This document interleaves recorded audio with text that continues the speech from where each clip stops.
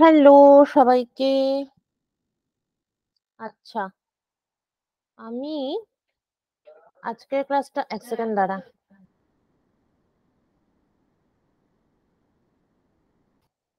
হ্যাঁ, আমি আজকের ক্লাসটা শুরু করার আগে মানে ডাইরেক্ট গ্রাফে ঢোকার আগে একটু অন্য রকমের দু একটা জিনিস বলতে চাই, যেখানে গ্রাফ জিনিসটা ডাইরেক্ট অ্যাপ্লাই হচ্ছে। হুম, আচ্ছা। ধর ধর তোকে বলা হলো, আচ্ছা এই যে কাইনেটিক এনার্জি, পোটেনশিয়াল এনার্জি, এই যে টার্মগুলো আমরা ইউজ করি, গতিশক্তি আর স্থিতিশক্তি, এগুলোর ডেফিনেশন কেউ বলতো? মানে এক্সাক্ট বইয়ের ডেফিনেশন তোকে বলতে হবে না, কিন্তু গতিশক্তি আর স্থিতিশক্তি বলতে কি বুঝি একটা বাচ্চা যদি তোকে জিজ্ঞেস করে, ক্লাস 5-এর বাচ্চা, তাহলে তুই কি বলবি তাকে? এইটা জিজ্ঞেস করি, তোর ভাই বোন যদি তোকে জিজ্ঞেস করে, তখন তুই কি বলবি যে গতিশক্তি কি জিনিস আর স্থিতিশক্তি বা কি জিনিস? কেউ একটা বল, কিছু একটা, যা ইচ্ছা।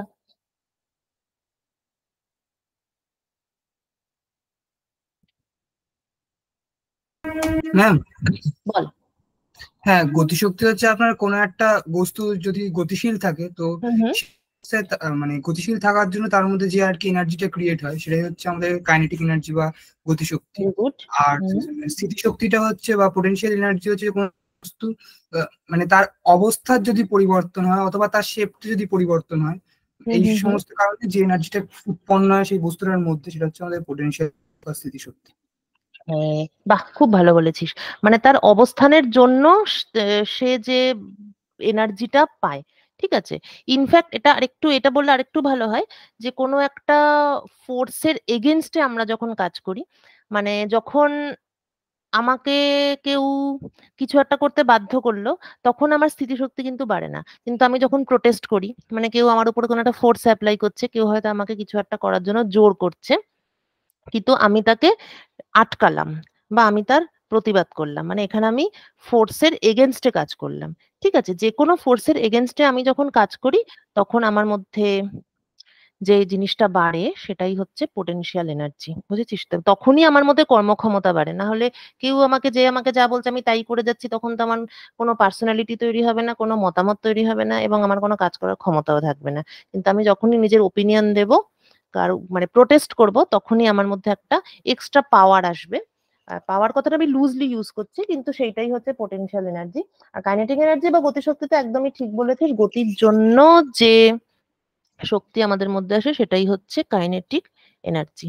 টুরুং করে কেউ কিছু একটা মেসেজ করেছে, kinetic energy is the energy which is created by the velocity of the particle. একদম ঠিক কথা। মানে বেসিক্যালি আমরা এটা এভাবেও ভেবে রাখতে পারি যে kinetic energy plus potential energy তো টোটাল এনার্জি। টোটাল এনার্জি আমরা জানি কনস্ট্যান্ট, মানে আইনস্টাইনের বক্তব্যটা বাদ দিলে ওটা তো একটা, মানে উম, আমাদের রেগুলার লাইফের জন্য এটা ঠিক আছে যে টোটাল এনার্জি কনস্ট্যান্ট। ঠিক আছে, এবার আমি যদি দুদিকেই আহ, কনজারভেটিভ ফোর্স ফিল্ডে নাকি? হ্যাঁ বল। কনজারভেটিভ ফোর্স ফিল্ডে, হ্যাঁ অ্যাকচুয়ালি তাই। মানে যেখানে কোনো ডিসিপেটিভ ফোর্স নেই, মানে ফ্রিকশন নেই। আর যদি তুই ফ্রিকশনের এনার্জিকে ইকুয়েশনের মধ্যে ঢুকিয়ে নিস, তাহলে তো এই ইকুয়েশনটা মানে সেখানেও ভ্যালিড হবে। মানে ধর আমি হাতের সঙ্গে হাত ঘষলাম, তাহলে হাতটা গরম হলো, মানে কিছুটা এনার্জি লস হলো ফ্রিকশনের জন্য, সেটাই আবার থার্মাল এনার্জি মানে হিটে কনভার্ট হলো। তো আমি যদি দুটো হাতের কাইনেটিক এনার্জি এবং যে থার্মাল এনার্জি, সেটাকে ধরে যদি আমি টোটাল এনার্জি হিসাব করি, তাহলে কিন্তু টোটাল এনার্জিটা মানে মানে কনস্ট্যান্টই থাকবে। ঠিক আছে, মানে যেই এনার্জিটা নষ্ট হয়ে যাচ্ছে সেটাকেও যদি কোনোভাবে মাপতে পারতাম, তাহলেও আবার টোটাল এনার্জি কনজার্ভড হতো। আর আইনস্টাইন যেটা বলেছিলেন সেটা, সেটাই অ্যাকচুয়াল ট্রুথ। মানে এইটা যেটা আমরা বলি যে মোট শক্তি সংরক্ষিত থাকে, শক্তির রূপান্তর হয় কিন্তু শক্তি ধ্বংস হয় না, এইটা মানে ঠিক হলেও এক্স্যাক্টলি এটা ঠিক নয়, এটা হচ্ছে অ্যাপ্রক্সিমেটলি ঠিক। কিন্তু আমাকে যদি এক্স্যাক্টলি ঠিক কোনটা সেটা বলতে হয়, তাহলে আমাকে বলতে হবে যে মাস আর এনার্জি একটা আরেকটার মধ্যে একটা আরেকটাতে কনভার্ট হতে পারে। ঠিক আছে, মাস এনার্জি ইকুইভ্যালেন্স বা E equal to MC square. কিন্তু সেটা আলাদা, এটা আমরা এখন বলছি না। বাই দ্য ওয়ে, রিলেটিভিটির উপরে আমরা ক্লাস অ্যারেঞ্জ করার চেষ্টা করছি। যদি নিতান্তই না পারি, এই কোর্সের মধ্যে যদি না পারি, তাহলে আমরা ভেবেছি যে শুধু রিলেটিভিটি আর কোয়ান্টাম নিয়ে আমরা আবার একটা আলাদা লেকচার সিরিজ করব, সেটা তোদের জানাবো যখন করবো। আচ্ছা, তো এবার হ্যাঁ, এইবারে হচ্ছে আমি যদি দুটোকেই মানে ইকুয়েশনের দুপাশেই যা যা আছে কোয়ান্টিটি, সেগুলোকে জাস্ট অল্প করে চেঞ্জ করলাম। ঠিক আছে, ডিফারেন্সিয়াল নেওয়া বলে এটাকে।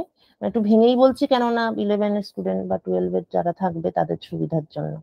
তাহলে dt plus dv equal to de, কিন্তু টোটাল এনার্জি যদি কনস্ট্যান্ট হয়, যদি চেঞ্জ না হয়, তাহলে এনার্জির কোনো চেঞ্জ নেই, অর্থাৎ জিরো।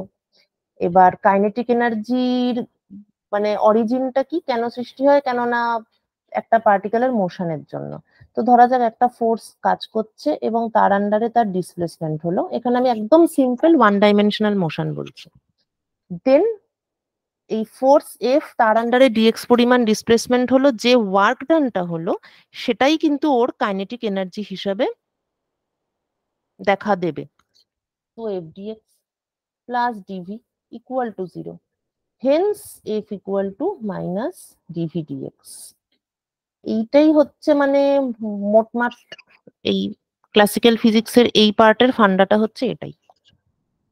তো ফোর্সের সঙ্গে পোটেনশিয়াল এনার্জির তাহলে একটা বেশ ভালো রিলেশন আছে। এখন ধর তোকে কেউ বলল যে একটা পার্টিকেল একটা পোটেনশিয়াল এনার্জি নিয়ে যাচ্ছে, যেই পোটেনশিয়াল এনার্জিটা এক্স এর ফাংশন, কি ধরনের function, alpha x square minus beta x to the power 4। তাহলে এই পার্টিকেলটা কি কখনো ইকুইলিব্রিয়ামে বা সাম্যাবস্থায় থাকবে? আর যদি ইকুইলিব্রিয়ামে থাকে, তাহলে ওই কোন কোন পয়েন্টে থাকবে, এবং কখন এটা স্টেবল ইকুইলিব্রিয়াম বা সুস্থির সাম্যতে থাকবে, কখন এটা আনস্টেবল বা অস্থির সাম্যে থাকবে, সুস্থির এবং অস্থির। এই কোশ্চেনটার অ্যান্সার 1 মিনিটেরও কম সময়ে দেওয়া যেতে পারে। হাউ? আমরা ডিভিডিএক্স বার করতে হবে, তো জিরো করতে হবে। ডিভিডিএক্স বার করতে হবে, ডিভিডিএক্স বার করে জিরো করে করতে পারিস, খুব ফাস্ট ক্যালকুলেট করতে পারলে অবশ্যই সেটাই ফাস্টেস্ট। আর যদি কারুর গ্রাফ পছন্দ হয় তাহলে সেটাও করতে পারে, যে এখানে এক্স এর দুটো পাওয়ার আছে, একটা হচ্ছে এক্স স্কোয়ার আর একটা আছে এক্স টু দা পাওয়ার 4। খুব ফাস্ট গ্রাফ প্লট করার উপায় হচ্ছে অ্যাসিম্পটোটিক্স দেখা, অর্থাৎ খুব স্মল এক্স এ কি হচ্ছে সেটা দেখা এবং লার্জ এক্স এ কি হচ্ছে সেটা দেখা। আর যদি এক্স খুবই লার্জ হয়, 10,000, 1 কোটি, তখন obviously x to the power 4টাই ডমিনেট করবে ফর লার্জ এক্স, কেননা তখন এক্স টু দা পাওয়ার 4টা খুব তাড়াতাড়ি বাড়বে এক্স স্কোয়ারের তুলনায়। আবার যদি আমি খুব স্মল এক্স কনসিডার করি, স্মল মানে আমি বলতে চাইছি যে এক্স যদি ফ্র্যাকশন হয়, স্মল এক্স, এই ধর এক্স ইকুয়াল টু 0.001। ফ্র্যাকশনের ক্ষেত্রে আবার কি হয়, পাওয়ার যত বাড়ে তত সংখ্যাটা ছোট হয়ে যায়, তাহলে এক্স টু দা পাওয়ার 4টা অনেক অনেক মানে ছোট হবে এক্স স্কোয়ারের তুলনায়। সুতরাং যখন আমার এক্স স্মল থাকবে, তখন ভিএক্সটা এক্স স্কোয়ারের মতো বাড়বে। কাজেই যখন আমি খুব স্মল এক্স আছি, অর্থাৎ জিরোর কাছাকাছি, তখন আমার ব্যাপারটা দেখতে হবে একটা প্যারাবোলার মতো। কিন্তু যখন আমি খুব লার্জ এক্স এ আছি, লার্জ মানে কি এই রিজিয়নটা, এই রিজিয়নটা এবং এই রিজিয়নটা, এক্স এর ভ্যালুটা লার্জ, ঠিক আছে, তখন আমার ডমিনেট করবে কোনটা, x to the power 4 dominate করবে। এক্স টু দা পাওয়ার 4, এমনিতে এক্স টু দা পাওয়ার 4 এর গ্রাফ কেমন হওয়া উচিত, এক্স স্কোয়ারের মতোই হবে, আগের দিন ক্লাসে বলছিলাম। কিন্তু ডিফারেন্স তো থাকবেই, কারণ এক্স স্কোয়ারের থেকে এক্স টু দা পাওয়ার 4টা অবশ্যই তাড়াতাড়ি বাড়ে, কিন্তু রাফলি জিনিসটা কেমন দেখতে হবে, যেহেতু এটা ইভেন ফাংশন এবং এক্স বাড়লে এটা বাড়ে, তাই রাফলি এই ধরনের দেখতে হবে। শুধু মানে শেষের মানে কি বলবো, শেষের লেজটাই আঁকছি, কারণ না এক্স লার্জের জন্য এটা, তাই আমি এক্স যেখানে লার্জ সেখানেই করছি। কিন্তু এখানে একটা দেখ মাইনাস বিটা আছে, মানে এখানে একটা সামনে মাইনাস সাইন আছে, এটা আমি লিখতে ভুলে গেছি যে আলফা বিটা দুটোই পজিটিভ। তো সামনে মাইনাস আছে, কাজে কাজেই এটা উল্টে যাবে, তাই অ্যাকচুয়ালি এবার এইখানেই এঁকে ফেলি, লার্জ এক্স এর জন্য এটা হবে এই রকম। তাহলে স্মল এক্স এ গ্রাফটা এরকম এবং লার্জ এক্স এ এটা এরকম। তাহলে টোটাল গ্রাফটা কি হবে, এই দুটোকে কানেক্ট করতে হবে। এবার এরকম দুটো যদি পেয়ে থাকে, টুকরো থাকে পাজল, তাহলে এদেরকে কানেক্ট করার এক এবং একমাত্র উপায় হচ্ছে to go like this, to go like this. এবার তুই ক্রস চেক করে নিতে পারিস, তুই ডেরিভেটিভ বার করলি কটা ম্যাক্সিমা কটা মিনিমা, এটাই পাবি একদম, মানে গ্যারান্টি।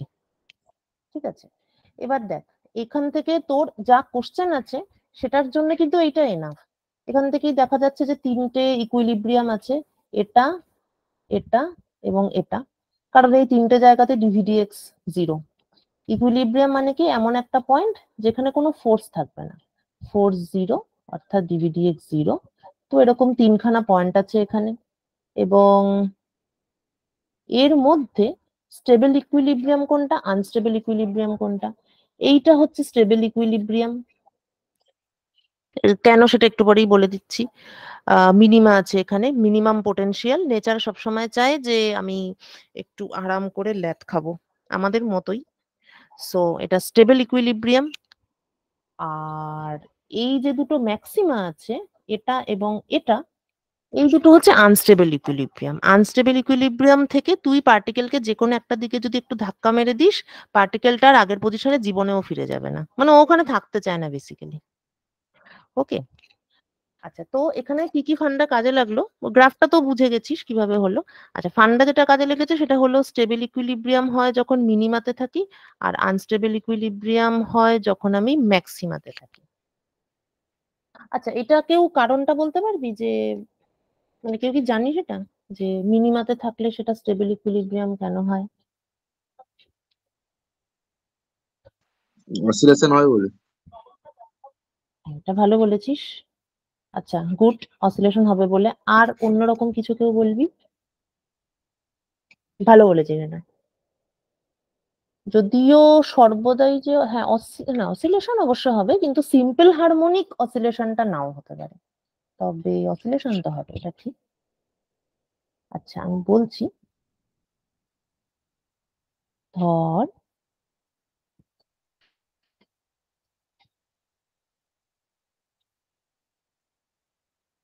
এই এইরকম একটা ব্যাপার আছে এবং একটা পার্টিকেল এইখানে আছে। আচ্ছা, যখন পার্টিকেলটা এখানে আছে তখন ডিভিডিএক্স 0, অর্থাৎ এর উপরে কোনো ফোর্স নেই। ভালো কথা। এবার ধরা যাক আমি পার্টিকেলকে ডিসপ্লেস করে এখানে নিয়ে এলাম। যেই মাত্র আমি এখানে নিয়ে এলাম, সঙ্গে সঙ্গে এখানে একটা ফোর্স কাজ করবে। ফোর্স কেন কাজ করবে? কারণ এখানে একটা ডিভিডিএক্স থাকবে। যাই হোক, ফোর্সের ভ্যালু আছে এখানে, force equal to minus dv dx, সেটা আমরা একটু আগেই দেখেছি। Force is equal to minus dv dx. তো আমি যখন এখানে আছি তখন এখানে একটা ট্যানজেন্ট টানতে পাচ্ছি, তার মানে এখানে একটা ডিভিডিএক্স আছে। এটা যদি থিটা অ্যাঙ্গেল হয় তাহলে মাইনাস ট্যান থিটা। তা ছবি থেকে পরিষ্কারই বোঝা যাচ্ছে যে এই যে ট্যান থিটা, সেটা একটা মানে সাম পজিটিভ ভ্যালু। এই যে ট্যান থিটা, এটা সূক্ষ্ম কোণ আছে, তো দিস ইজ পজিটিভ, সুতরাং আমার ফোর্সটা কিন্তু মাইনাস ট্যান থিটা, তাই এখানে ফোর্সটা কিন্তু নেগেটিভ। তাহলে আমি যখন এটাকে ঠেলা মেরে ডান দিকে সরিয়ে দিলাম তখন এর উপর নেগেটিভ ফোর্স কাজ করছে, অর্থাৎ এটা তো এক্স অ্যাক্সিস, অর্থাৎ নেগেটিভ এক্স অ্যাক্সিসের দিকে ফোর্সটা কাজ করছে। সুতরাং এই বলটার উপরে ফোর্সটা বাঁদিকে কাজ করছে। কাজেই প্রথমে বলটা তো এক্স ইকুয়াল টু জিরোতে ছিল, ডান দিকে সরিয়ে দিয়েছিলাম, কিন্তু ফোর্সটা বাঁদিকে কাজ করছে, তাই ওর টেন্ডেন্সি হবে আবার এক্স ইকুয়াল টু জিরোতে ফিরে আসা, অর্থাৎ স্টেবল, সরিয়ে দিলেও আগের জায়গায় ফিরতে চাইছে। এবার তুই বলতে পারিস যে আচ্ছা তাহলে বাঁদিকে সরালেও কি একই ব্যাপার হবে? সেটা তাহলে দেখে নি। আমি এটাকে পুশ করলাম, বাঁদিকে সরিয়ে দিলাম, যেই বাঁদিকে সরালাম তখন আমার এখানকার ফোর্সের ভ্যালু কি করে পাবো? আবার একটা মাইনাস ডিভিডিএক্স দেখা যাক। তাহলে এটা হচ্ছে ট্যানজেন্ট, এটা হচ্ছে থিটা। আগের ক্লাসে আমরা দেখেছি যে যদি এরকম হয় ব্যাপারটা তাহলে স্লোপটা পজিটিভ, যদি এরকম হয় তাহলে স্লোপ হচ্ছে গিয়ে নেগেটিভ। তো তার মানে এইখানে কিন্তু আমার স্লোপ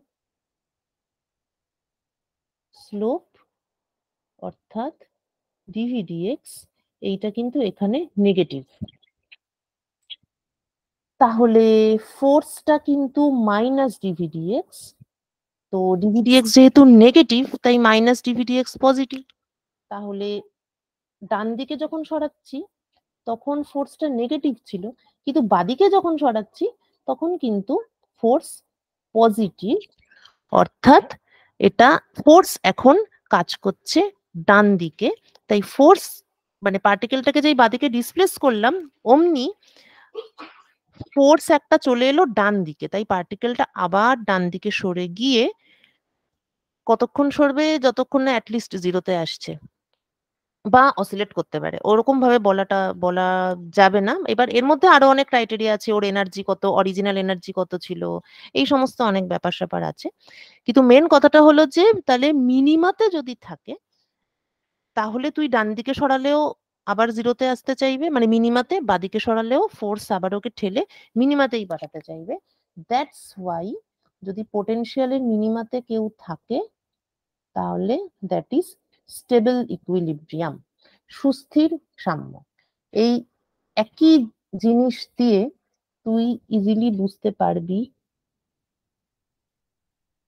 যে কেন ম্যাক্সিমা মানে,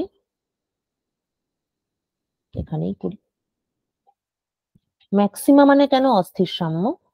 কেননা এই একজন ছিল এখানে এক্স ইকুয়াল টু জিরো, আমি এমনি ছবি দেখেই কেমন একটা মনে হচ্ছে এটা অবভিয়াসলি অস্থিরই হবে, গড়িয়ে পড়েই যাবে। আমি ডান দিকে পুশ করলাম, তাহলে এ এখন আছে হচ্ছে এই পয়েন্টে, তাহলে এই পয়েন্টে ওর উপরে কি ফোর্স কাজ করবে সেইটা আমাকে বার করতে হবে। সো তাহলে আমাকে ট্যানজেন্ট দেখতে হবে ডিভিডিএক্স, এবং ডিভিডিএক্সটা যেহেতু এইরকম কাত করে আছে তাই ডিভিডিএক্স হচ্ছে নেগেটিভ, সুতরাং force which is minus dv dx this is positive.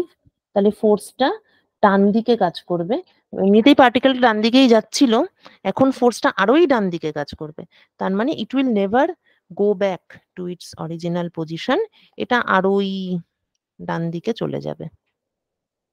এবং এক্স্যাক্টলি একই ঘটনা ঘটবে যদি এটাকে বাঁ দিকে সরানো হয়। This is our tangent, clearly the tangent is positive, dvdx is positive, সুতরাং ফোর্স হচ্ছে নেগেটিভ, বাদিকে সরিয়েছিলাম ফোর্সও আবার বাদিকেই কাজ করছে, নেগেটিভ ফোর্স, সুতরাং এটা আরো বাদিকেই যেতে থাকবে। আচ্ছা, এবার ম্যাম, হ্যাঁ বল। বলছিলাম যে ওই আমরা তো জানি এফ ইকুয়াল টু মাইনাস ডিভিডিএস, এর কি প্রুফ কোনো আছে না, এটা বাই ডেফিনেশন অ্যাজিউম করে করা হয়? দেখ, আচ্ছা, এটা নিউটন কি ভেবে করেছিলেন সেটা একটা জিনিস, কিন্তু তুই নিজের পছন্দ মতন, যেমন আমার এইটা পছন্দ আর কি, আমার এই জিনিস, এই প্রুফটা আমার খুবই পছন্দ, কারণ এটার মধ্যে পুরো জিনিসটাই আছে, মানে এনার্জি কনজারভেশন, তারপরে অল্প পরিমাণ চেঞ্জ করলাম, ডিটি, ডিভি, ডিই। এবার টোটাল এনার্জি যদি কনজার্ভড হয় তাহলে ডিটা জিরো, আর ডিটি হচ্ছে এফডিএক্স, কেননা মোশনের জন্য যে এনার্জি ওর মধ্যে স্টোর হচ্ছে, তো মোশনের জন্য মানে কি, ফোর্সের আন্ডারে মোশন হচ্ছে, so force times displacement f dx, f dx plus dv, F হচ্ছে মাইনাস ডিভিডিএক্স। এইটা এইটা একটা হতে পারে, মানে এটা তুই ভাবতে পারিস। আচ্ছা, এটা ছাড়া যদি একদম খুব ফান্ডামেন্টালি, মানে যেভাবে ফোর্সের সাথে পোটেনশিয়ালকে রিলেট করা হয়, এটা যদি তুই ভাবিস তাহলে আরেকটু বেশি বলতে হবে। দেখ, ব্যাপার হচ্ছে যে ফোর্স তো কিছু একটা এফেক্ট, যেভাবে আমি এফেক্ট দিচ্ছি বা মানে অ্যাক্সিলারেশন ক্রিয়েট করছি, যদি অ্যাক্সিলারেশন ক্রিয়েট করতে পারি, মানে একটা ইনার্শিয়াল অবজারভার সে যদি অ্যাক্সিলারেশন হচ্ছে বলে দেখে, তখনই সে বুঝতে পারে যে এখানে একটা ফোর্স আছে। হিস্টোরিক্যালি স্পিকিং, পোটেনশিয়ালটা কিন্তু প্রথম ইন্ট্রোডিউস করা হয়েছিল পুরোটাই সুবিধের জন্য, মানে লোকে ভাবতো যে ফোর্সটাই রিয়েল, আর পোটেনশিয়ালটা আমি ডিফাইন করছি আমার অঙ্কের সুবিধার জন্য বা বোঝার সুবিধার জন্য, ঠিক আছে? সেই হিসাবে পোটেনশিয়ালটা জাস্ট বলতে পারিস একটা concept, it was nothing real. এইবার আমরা আমাদের মনের মতন ডেফিনেশন এইটা দিলাম, যে আমি যদি ফোর্সের বিরুদ্ধে কাজ করি, if I work against force, then potential energy is increased। এইটা আমি কেন, মানে আমি ভাবিনি, মানে যারা ভেবেছিল তারা অ্যাকচুয়ালি কেন ভেবেছিল, কারণ ওরা কি দেখছে, ধর একটা খুব ভারী অবজেক্ট, একটা থান ইট, ঠিক আছে, একটা থান ইটকে মাটি থেকে একটা 5 তলা বাড়ির মাথায় নিয়ে যাওয়া হলো, এতে তো মানে ইটটা তো ইটই থেকে গেল, মানে ইটটা 1 তলাতেও যখন ছিল থান ইটই ছিল, 5 তলাতে যখন উঠলো তখনও থান ইটই হলো, কিন্তু কথা হচ্ছে যে 1 তলা থেকে বা মানে মাটিতেই আছে, আচ্ছা মাটিতে আছে, এটা ঠিকঠাক বোঝাতে পারবো না, যেটা বলতে চাইছি আমি, মনে কর 1 তলার ছাদে আছে আর 5 তলার ছাদে আছে, একটাই ইট, তাহলে ইটটা ইটই আছে, কিন্তু 1 তলার ছাদ থেকে যদি আমি উম, কি খুন খারাপি কথাবার্তা হচ্ছে, মানে কোনো মানুষের মাথায় ফেলি, আর 5 তলার ছাদ থেকে যদি কারোর মাথায় ফেলি, তাহলে তো মানে 5 তলার ছাদ থেকে যখন ফেলেছি তখন তো ইটটা বেশি সাকসেসফুল হয়েছে, মানে যদি কাউকে খুন করতে চায় কেউ, তাহলে তো সে তো মানে একদম সাকসেসফুলি গ্যারান্টি সহকারে খুনটা করতে পারবে। তো এর মানে কি, তার মানে আমি পৃথিবীর গ্র্যাভিটেশনাল ফোর্সের এগেনস্টে, এগেনস্ট দ্য ফোর্স, গ্র্যাভিটেশনাল ফোর্সের এগেনস্টে আমি ইটটাকে তুলে নিয়ে গেলাম, তার ফলে ইটটার মধ্যে একটা বিশেষ ধরনের কার্যক্ষমতা বৃদ্ধি পেল। সেই বিশেষ ধরনের কার্যক্ষমতাকেই বলতে আমি যদি পোটেনশিয়াল এনার্জি বুঝি, তাহলে এই ফান্ডাটা পুরোটাই ঠিক আছে, মানে এই গল্পটা, যেই গল্পটা আমরা বানাচ্ছি, যে এগেনস্ট ফোর্স কাজ করলে পোটেনশিয়াল এনার্জি বাড়ে। এবার এই যে তাহলে পোটেনশিয়াল এনার্জির মানে ডেফিনেশনটা বলি না, যে negative of work done by conservative force, তো ওটা রাইট, কি এখান থেকে এসছে নাকি? ওটা এখান থেকেই এসেছে, মানে এইভাবে আমরা যিনি গল্পটাকে ভেবেছি বলে ওটা এসেছে। এবার ওরা তো মানুষ নেগেটিভ খুঁজে, বলছিল, negative of work done by conservative force, ওটাই বলছিলাম। এইটা এইটা তুই এখান থেকে পাবি, দাঁড়া একটু ভেবে নি। ফোর্স হচ্ছে এফ, আচ্ছা, ফোর্সের এগেনস্টে যদি কাজ হয় তাহলে পোটেনশিয়াল এনার্জি বাড়ে, সো তাহলে ফোর্স হচ্ছে এফ, আর ডিসপ্লেসমেন্ট ডিএক্স, ফোর্সের এগেনস্টে কাজ করছি তাই এখানে একটা মাইনাস সাইন আসবে, এটা যদি বলিস, বা তুই যদি ভেক্টর দিয়ে ভাবিস, তাহলে এফ ডট ডিএক্স, এফ এদিকে আর ডিএক্সটা তার অপোজিটে, যদি আমি ডিসপ্লেসমেন্ট অপোজিটে করি আর কি, তাহলে তুই যদি এবার ডট প্রোডাক্টটাকে ভেঙে লিখিস, ফোর্স আর dx parallel to each other, কিন্তু এরা একে অন্যের অপোজিট, তাই এখানে মাইনাস সাইন একটা আসছে। ফোর্সের এগেনস্টে যদি কাজ করি তাহলে কি হলো, মাইনাস এফ ডিএক্স হলো, পোটেনশিয়াল এনার্জি বাড়ে, তার মানে এটা অফকোর্স ডিভি লিখতে হবে আমাকে, সেখান থেকে force equal to minus dv dx আসছে, মানে মাইনাস আরেকটা সাইন। লেখা হয় না, force equal to minus grad v, তো হ্যাঁ ওইটাই ওটা তাই তো, নাকি? হ্যাঁ এটারই 3D ভার্সনটা হচ্ছে মাইনাস গ্র্যাড ভি, মানে এটা হচ্ছে তোর, আমি জাস্ট 1D তে করছি বলে ফোর্স হচ্ছে মাইনাস ডিভি ডিএক্স, কিন্তু আমি আর যদি 3D তে হলে minus grad V. Exactly exactly, আমি যদি 3D তে থাকি তখন আমাকে মাইনাস ডিভি ডিওয়াই করতে হবে এবং মাইনাস ডিভি ডিজেড করতে হবে, তারপর আমাকে এটার সঙ্গে, সরি এটার সঙ্গে একটা আই ক্যাপ, এটার সঙ্গে জে ক্যাপ, এটার সঙ্গে যদি কে ক্যাপ দিয়ে দিই তাহলেই ওটা মাইনাস গ্র্যাড ভি হয়ে যাবে, ঠিক আছে। আচ্ছা আচ্ছা, বুঝতে পেরেছি। হ্যাঁ, হুম, কিন্তু এই মাইনাস গল্পটা এসছে এটার জন্য, এবার যদি কেউ গল্পটাকে চেঞ্জ করে তখন ব্যাপারটাই চেঞ্জ হয়ে যাবে, এবং এটার খুব ভালো উদাহরণ হচ্ছে থার্মোডায়নামিক্সে ওয়ার্ক ডান, একটা বেলুনকে বাই তুই, দা গ্যাস হ্যাঁ work done by the system আর work done on the system, in the system. কোনো কোনো বইতে ওয়ার্ক ডান বাই দ্য সিস্টেমকে পজিটিভ লেখে, কোনো কোনো বইতে ওয়ার্ক ডান বাই দ্য সিস্টেমকে নেগেটিভও লেখে, এটা হচ্ছে যেই লেখক, কেমিস্ট্রিতে নেগেটিভটা লেখে মনে হয়, এক্স্যাক্টলি আর এক্স্যাক্টলি ফিজিক্সে এক্স্যাক্টলি পজিটিভটা লেখে। এক্স্যাক্টলি তাই, তার মানে দেখ ওরা ওভাবে, ওরা যে গল্পটাকে যেভাবে ভেবেছে, ফিজিসিস্টরা এভাবে ভেবেছে, কেমিস্ট্রি, কেমিস্ট্রিটা যেভাবে তার ওটাকে ভেবেছে, যেভাবে তার কাজ হ্যাঁ হয়। হ্যাঁ তারা তুই এখন তোর উপরে কাজটাকে তুই ধনাত্মক, ধনাত্মক ঋণাত্মক মানুষের তৈরি করা concept, even positive charge negative charge, এটার মধ্যে ফান্ডামেন্টাল ডিফারেন্স তো কিছু এগুলো তো নেই, ফান্ডামেন্টাল ডিফারেন্স নেই, এগুলো তো কিছু নেই তো, ক্রিয়েটিভ। নেগেটিভটাকেও পজিটিভ ভাবলে পজিটিভটাকেও নেগেটিভ ভাবা যায়, তো এরকমই ব্যাপারটা, যেমন গল্প ভেবেছি তেমন হয়েছে, যেটা অ্যাকচুয়ালি মানিক দাও বলছিল, যেটা মানে মিন করছিল সেটা কিন্তু এটাই, যে আমরা বিভিন্ন গল্প বানাচ্ছি, সেরকম ম্যাথ বানাচ্ছি, পরে একটা কোনো ঘটনা ঘটতে পারে, তাতে দেখা গেলো যা ভেবেছি সব ভুল, তখন আবার নতুন গল্প বানাচ্ছি, এটাই। হুম। হুম, আচ্ছা, এবার একটা অন্য টাইপের এক্সাম্পল ধর, এই যে এই যে পৃথিবী মানে প্ল্যানেটস, এরা তো ইলিপস, সবারই ইলিপস তো, হ্যাঁ ইলিপ্টিক অরবিট মেনটেন করছে, অথচ আহ, অনেক অ্যাস্ট্রোনমিক্যাল অবজেক্ট আছে যারা একবারই দেখা দেয় আর দেখাই দেয় না, অর্থাৎ তারা প্যারাবোলা, প্যারাবোলা হাইপারবোলা অ্যাকচুয়ালি, প্যারাবোলাও তো আছে, সব রকমই আছে। আচ্ছা, অনেক অ্যাস্ট্রোনমিক্যাল অবজেক্ট আছে যারা প্যারাবোলিক পাথ ফলো করে, অর্থাৎ এরম করে এলো, সাই করে আবার চলে গেল, আর কোনোদিন দেখা গেল না। আবার কেউ কেউ থাকে তারা একটা ইলিপস বরাবর, মানে বেসিক্যালি তারা বারবার ঘুরে ঘুরে আসছে। কিছু পার্টিকুলার, মানে আমি এক্সাক্ট এক্সাম্পল এখন আমার মনে নেই, কিন্তু কিছু পার্টিকুলার অবজেক্ট, অ্যাস্ট্রোনমিক্যাল অবজেক্ট এরকমও থাকতে পারে যারা পারফেক্ট সার্কেলে ঘুরছে। তো এই যে এক একজন এক এক রকম ভাবে ঘুরছে, এইটা মানে প্রাইমারিলি কিসের উপর ডিপেন্ড করছে, বা কেনই বা এক একজন এক এক রকম ভাবে ঘুরছে, এইটা মানে গ্রাফ থেকে একদম দুর্দান্ত উত্তর পাওয়া যাবে। এটা কিরকম, খুব সহজ জিনিসটা, সেটা এবং সেটাও পোটেনশিয়াল এনার্জি থেকেই পাওয়া যাবে। সেটা হচ্ছে যে উম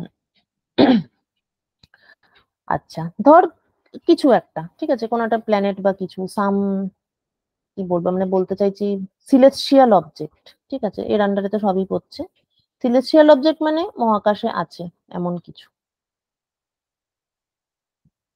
ওকে, সেটা কারুর চারপাশে ঘুরছে, সেটা যে কোনো পাথেই হতে পারে, তো তার যে total energy, kinetic energy plus potential energy. আচ্ছা, কাইনেটিক এনার্জিটাকে আমি একটু ওইভাবে লিখবো, মানে আমি, আচ্ছা প্রথমে হাফ এমভি স্কোয়ার লিখি, অবশ্যই সেটা হাফ এমভি স্কোয়ার তো বটেই, এবং পোটেনশিয়াল এনার্জিটা gravitational potential energy, gravitational potential energy is minus G M M by R, minus G M M by R. আচ্ছা এইবার এই যে এইটা হাফ এমভি স্কোয়ার, এবার এই জিনিসটা তো মনে হয় তোরা পড়েছিস, যে সার্কেলই বলছি, ধর মনে কর আচ্ছা সার্কেল, ওকে, একটা পয়েন্টের চারপাশে কেউ একটা ঘুরছে, তাহলে এইটা যদি রেডিয়াস হয় আর অ্যাঙ্গুলার ভেলোসিটি যদি ওমেগা হয়, তো যাই হোক, তো সেটা যদি এই ডিরেকশনে ঘোরে অ্যান্টি ক্লকওয়াইজ, তাহলে প্রত্যেক মুহূর্তে তার যে ওই মোমেন্টের যে ভেলোসিটি সেটা ট্যানজেন্ট বরাবর থাকে এবং তার ভ্যালুটা হয় আর ওমেগা।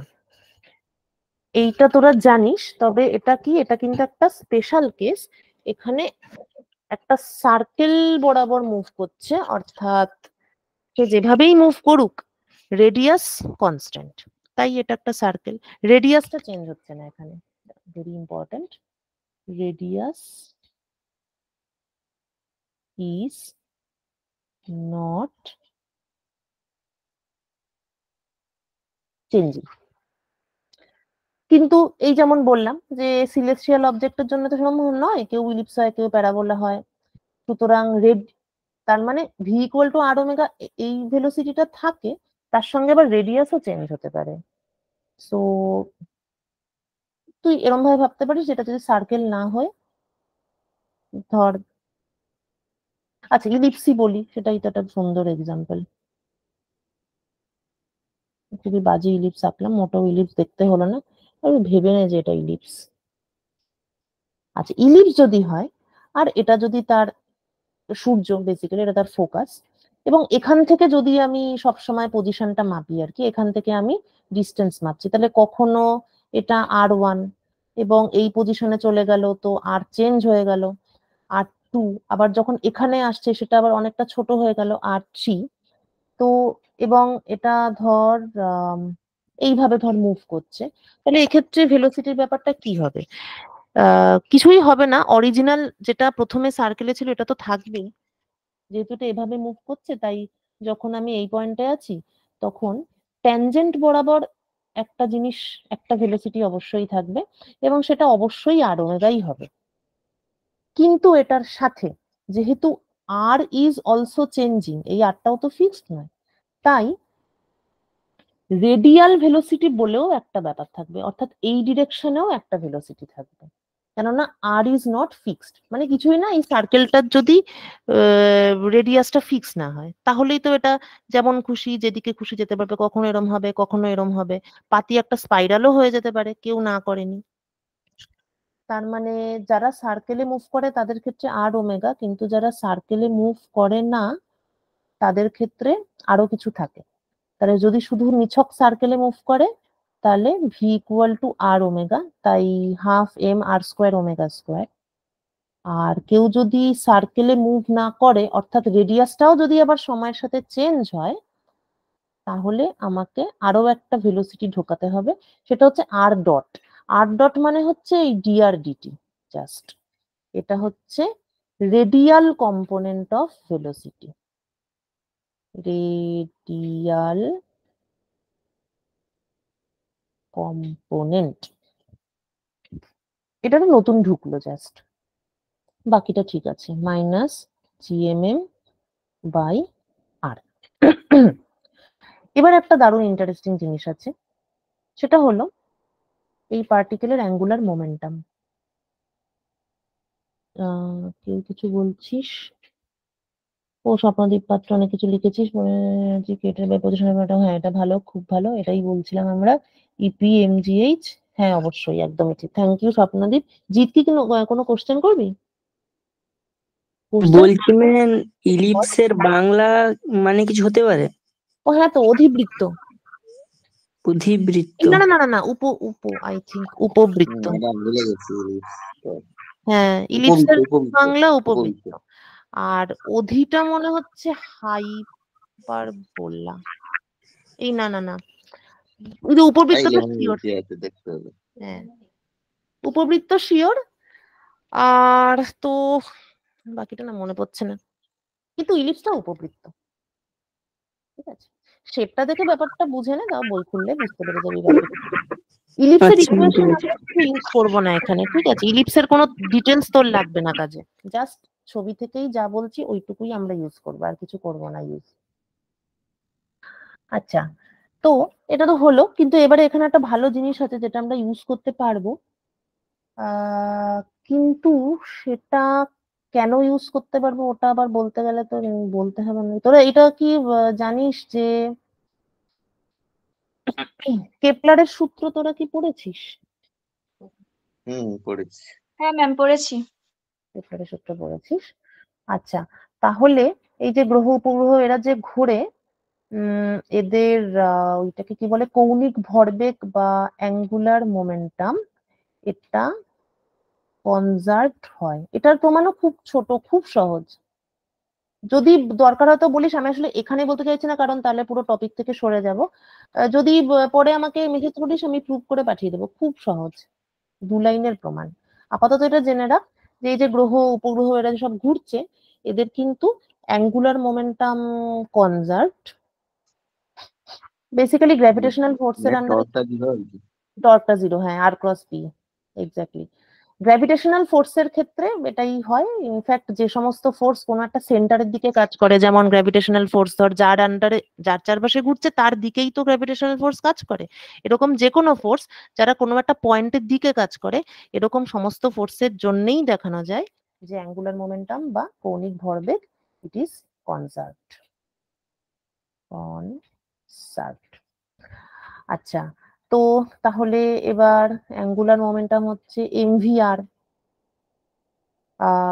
ভি, আচ্ছা এবার v equal to r omega, তাহলে এম ওমেগা আর স্কোয়ার। এখানে এই সব ইয়েতে আমি যতদূর সম্ভব ভেক্টরটাকে পুরোপুরি বাদ দিয়ে বলছি, তোর তো জানিস, ধরে নিচ্ছি, না জানলেও পরে পড়ে নিবি, আর ওটা বাদ দিয়েও এগুলো লেখা যায়, তাতে কিছু অসুবিধা নেই। আচ্ছা, এম ওমেগা আর স্কোয়ার, তাহলে এইটা কনজার্ভড, এটাকে আমি বললাম এল, তাহলে এলটা কিন্তু ফিক্সড, এলটা ফিক্সড। এইবার আমি এখানে কি করব, যেহেতু m omega r square l, omega হচ্ছে l by m R square, দিয়ে আমি ওমেগাটাকে উড়িয়ে দেবো এখান থেকে। তাহলে যদি উড়িয়ে দিই, half M R square omega হচ্ছে L square by M square R to the power 4, আচ্ছা, plus half M R dot square minus GMM by R, M একটা M cancel out, R square এটা ক্যান্সেল আউট।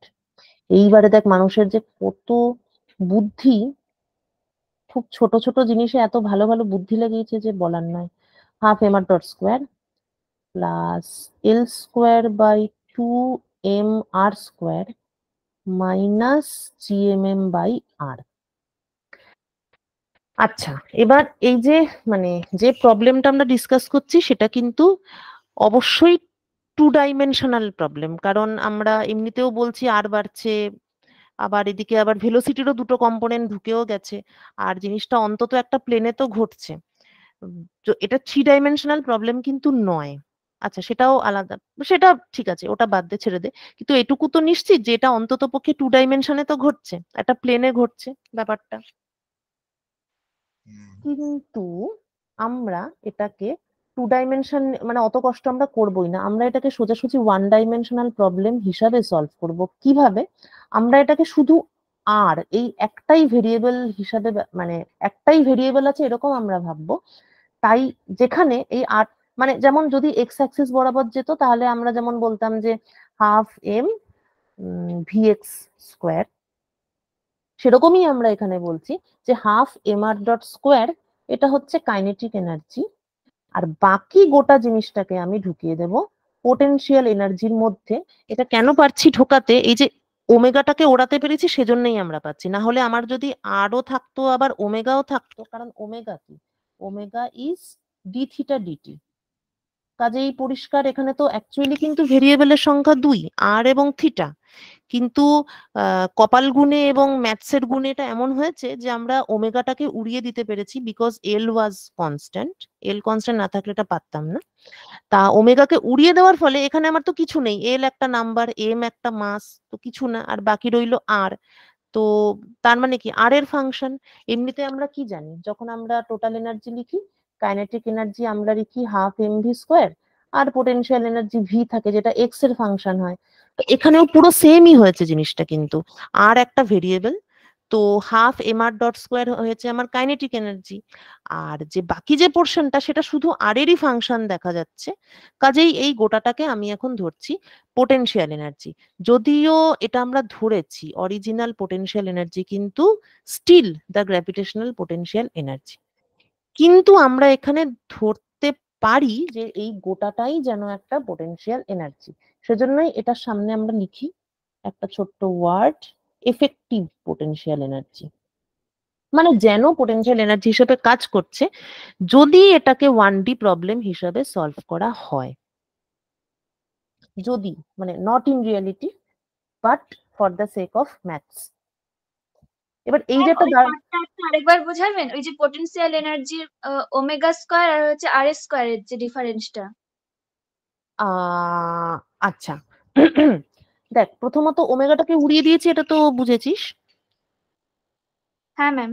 হ্যাঁ, আচ্ছা দেখ, এই যে টার্মটা, এই যে L square by 2m R square, এই জিনিসটা মানে বেসিক্যালি আর এর ফাংশন, কেননা এখানে এল কনস্ট্যান্ট আর এম কনস্ট্যান্ট। কিন্তু অ্যাকচুয়ালি এটা কিন্তু মানে অ্যাকচুয়ালি এটা কি ছিল, half M R square omega square ছিল। অ্যাকচুয়ালি এটা ছিল half M R square omega square.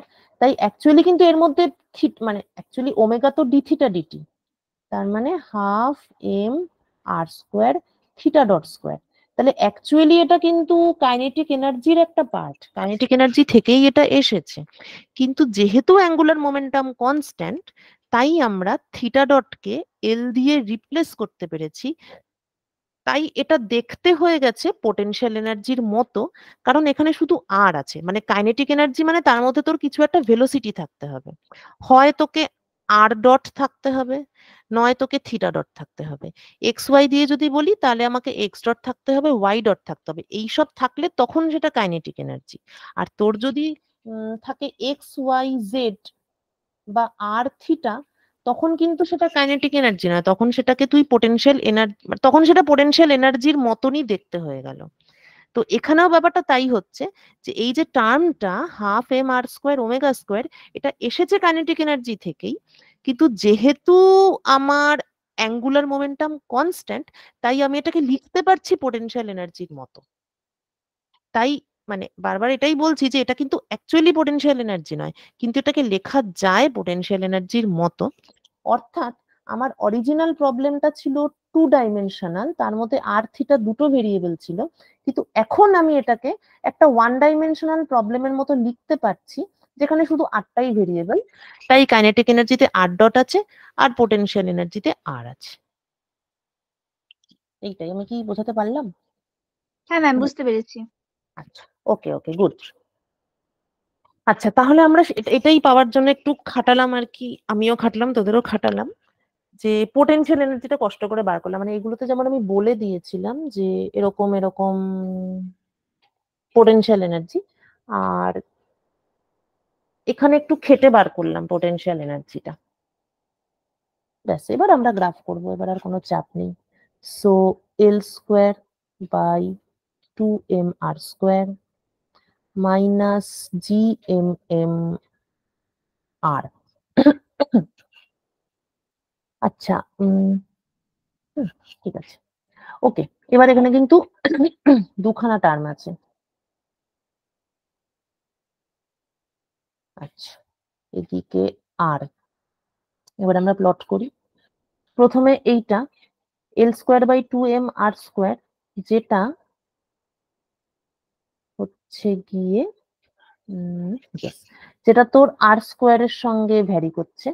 আরেকটা টার্ম আছে জি এম এম বাই আর, যেটা আর এর সঙ্গে ভ্যারি করছে। তো তাহলে কোনটা মানে, এবার দেখ, দুটোই তো আর বাড়লে দুটোই ফল করবে, দুটোই ডিক্রিজ করবে যদি আর ইনক্রিজ করে। কিন্তু কোনটা তাড়াতাড়ি কমবে, তাড়াতাড়ি ডিক্রিজ করবে কোনটা দুটোর মধ্যে? মাইনাস জিএমএম বাই আর। কেন? কারণ তো ওটা গ্র্যাভিটেশনাল ফোর্স, মানে নিচের দিকে নামলে মানে দ্রুতভাবে নিচের দিকে তো ফল হয়। নিচের দিকে ফল হয়, আচ্ছা ঠিকই বলেছিস, কিন্তু আমি জিজ্ঞেস করছি অন্য জিনিস। আমি জিজ্ঞেস করছি যে L²/2mr² যেটা আছে, সেটা তো, সেটার ভ্যালুটা কমছে, মানে অবজেক্ট নিচে ফল করছে ওটা বলতে চাচ্ছি না, আমি বলতে চাচ্ছি ওটার ভ্যালুটা কমছে। কিভাবে কমছে না, R² এর সঙ্গে কমছে, আর GMM/Rটা R এর সঙ্গে কমছে। এর মধ্যে কোনটা তাড়াতাড়ি কমবে? মানে ধর তোর ওইটা 1/r² যেটা আছে, L²/2mr²। এক্স্যাক্টলি ঠিকই বলছি, মানে এটা ভ্যালু পুট করলেই বুঝতে পারবি আর কি। মানে তোর একটা আছে 1/2 আর একটা আছে 1/2²। তো 1/2² মানে তো 1/4। এটা দিয়ে কি বোঝানো যাবে ঠিকঠাক? না, এটা দিয়ে ঠিকঠাক বোঝানো যাবে না। এটা বুঝতে হবে হচ্ছে যে আর এর ভ্যালু তুই 2 ছিল, 2 থেকে তুই 4 করলি, সেক্ষেত্রে 1/r এর ভ্যালুটা হাফ থেকে 1/4 হলো, কিন্তু 1/r² এর ভ্যালুটা আচ্ছা না, ওটা 1 থেকে করলে বেটার, তাহলে একই জিনিস থেকে চেঞ্জ হবে। আর এর ভ্যালু আমি 1 থেকে 2 করলাম, ঠিক আছে, তাহলে 1/r যেটা ছিল সেটা 1 থেকে কমে হলো হাফ, কিন্তু 1/r² যেটা ছিল সেটা 1 থেকে কমে হলো 1/4। তাহলে এটাই তো বেশি কমে গেল, 1/r²টা 1/4 হয়ে গেল, মানে এটা অনেক তাড়াতাড়ি কমলো। মানে এটা তাড়াতাড়ি কমলো মানে বলতে চাইছি যে এটাই বেশি কমলো। তাহলে যেটা 1/r, আচ্ছা এবার আর যখন 0, আর যদি 0-র খুব কাছাকাছি চলে যায়, তাহলে তো 1/rও টেন্ডস টু ইনফিনিটি এবং 1/r² also tends to infinity. তাহলে এটা অবশ্যই ইনফিনিটি থেকে শুরু হবে, এবং আর যত বাড়বে তত এটার ভ্যালু কমবে। তাহলে আর যত বাড়ছে তত ভ্যালু কমছে, আর আর যখন বেড়ে বেড়ে একেবারে বিশাল বেড়ে যাবে তখন এটা আস্তে আস্তে 0-র দিকে চলে যাবে। এটা যদি হয় 1/r, তাহলে 1/r² আমি সর্বদাই দেখতে পাচ্ছি যে 1/r এর থেকে ছোটই হচ্ছে, ঠিক আছে। তো 1/r²টা, 1/r² এর ভ্যালু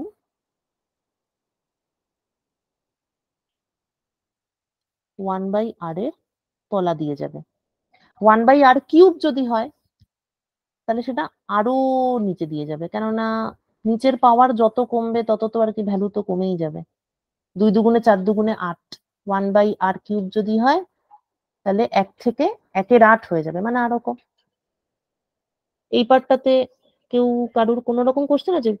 যে কোনো কোশ্চেন করতে পারিস, এগুলো পুরো নতুন আমি জানি, মানে যারা বিএসসি ফার্স্ট সেম তাদের কাছেও এটা নতুন, কারণ ফার্স্ট সেম এগুলো তো নেই কোথাও। না ঠিক আছে। আচ্ছা ওকে, আচ্ছা ফাইন। এবার কিন্তু এই যে 1/r, এটা কিন্তু মাইনাস, আর 1/r² প্লাস, তাহলে 1/r তো নেগেটিভ, তাহলে এটাকে আমাকে পুরো ধরে উল্টে দিতে হবে। তাহলে আমি এটাকে উল্টে দিই।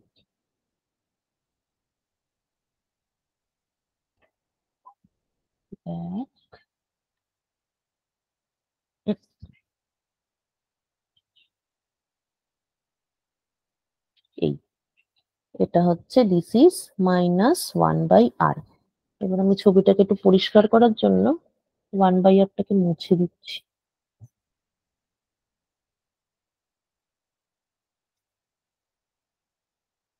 এই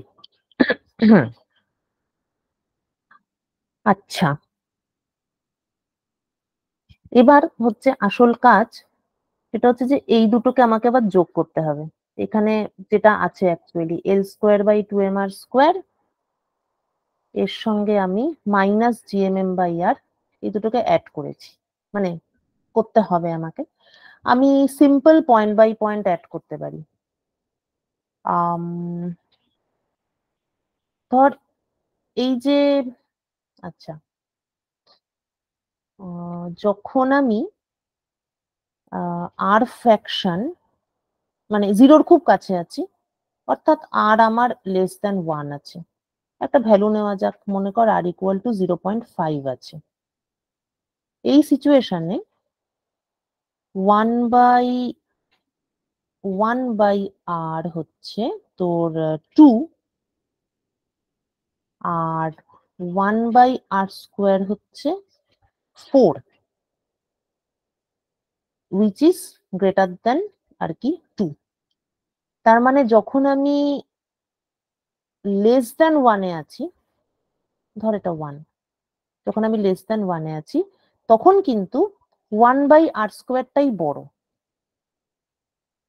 সুতরাং একদম শুরুতে মানে আমি যদি দুটোকে যোগ করি, মানে যোগই তো করবো, তাহলে দেখ আর যখন লেস দ্যান 1, মানে মনে কর এই পয়েন্টটা, আর এখানটাতে আর লেস দ্যান 1 মানে করেসপন্ডিং পয়েন্ট হয়তো এই পয়েন্টটা, এই দুটো পয়েন্টের মধ্যে এই পয়েন্টের ভ্যালুটাই বেশি, কেননা 1/r² হচ্ছে বড়।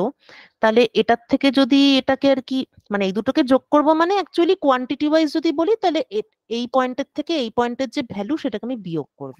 তো বিয়োগ যদি আমি করি যেহেতু এটা গ্রেটার, তাহলে যোগফলটা এটাই থাকবে। আমি গ্রিন দিয়ে যদি দেখাই তাহলে যোগফলটা হয়তো মানে কিছুটা কমবে, হয়তো কমে এখানে আসতে পারে, কিন্তু আমি বলতে চাইছি যে উপরেই থাকবে জিনিসটা, নিচে কিন্তু নেমে যাবে না। বিকজ যখন আর লেস দ্যান 1 তখন কিন্তু 1/r² এর value is greater than 1/r এর ভ্যালু। তার মানে উপরেরটাই বেশি জোরদার। তাই যদি একটা থেকে আরেকটাকে তুই বিয়োগ করিস তাহলেও বিয়োগফলটা পজিটিভই থাকবে এবং সেটা উপরেই থাকবে। তাহলে শুরুর দিকটাতে সবসময় কিন্তু তুই উপরেই থাকবি যখন তুই দুটোকে যোগ করবি। কিন্তু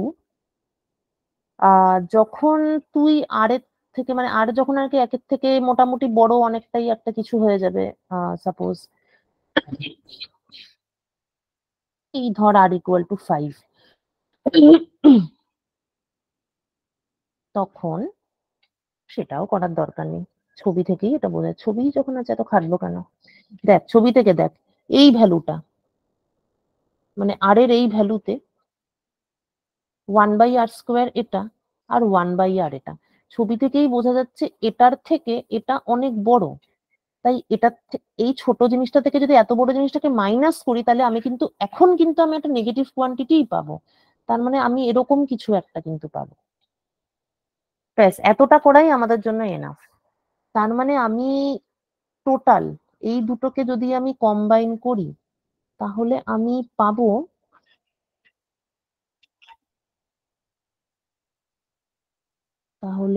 পাবো উপর থেকে নিচে নামতে হবে আমাকে,